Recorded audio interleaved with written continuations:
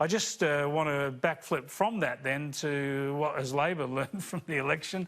And, Gemma, we keep seeing nothing, really. There's a lot of fuss over Bill Shorten giving an interview, but, you know, so he admitted that maybe some of their tax policies were a problem. He's going nowhere. But there's none of this assessment. There's no open and honest assessment that imposing a massive additional taxation on this country and massive additional climate action are just the wrong direction to take this country. Well, I mean, he's one step ahead of Hillary Clinton, isn't he? What are we supposed to do? Sit around and give him a slow clap because 6 months after he got belted at the election, he said maybe I had something to do with it? I mean, come on. This is stating the obvious well and truly too little too late. I mean, I suppose if you're going to be magnanimous, good on you for coming to the party and at least copping some of the blame. As he said, I was captain of the team and we lost.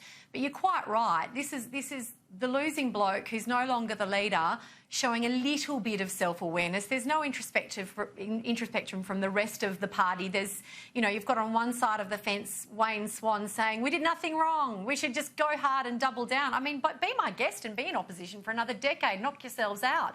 It is a party that's all at sea, the New South Wales problems notwithstanding, but it's a party that's all at sea because you've got a leader who so far, Mr Albanese, hasn't demonstrated, in my view, the ability to lead and lead strongly. And we all know why, because of the machinations of the party itself. Yeah, I think you're right, Gemma. There's no doubt about that because it's all politicking at the moment. We haven't seen any substantial change from Labor about where they're going, where they went wrong in policy and how they need to find a different direction. So Nick, let's stick with the politicking, if that's all that's around for Labor at the moment.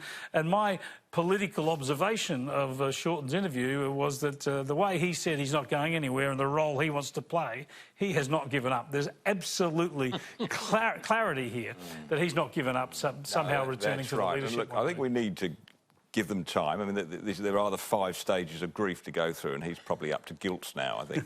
But I don't want him to take all the credit for losing the election. I mean, 2 weeks before the election day, he got up and blamed the Menzies Research Centre, the organisation I run, for the pressure he was getting on climate policy. And I'd like to think we did have a part to play. But look, he is the author of his own destiny. And what worries me is he says we tried to put too much out. Look, if he thinks it's too much of a good thing, forget it. I mean, he put out so many bad policies. He found everybody in Australia had a reason to dislike something in the Labor platform.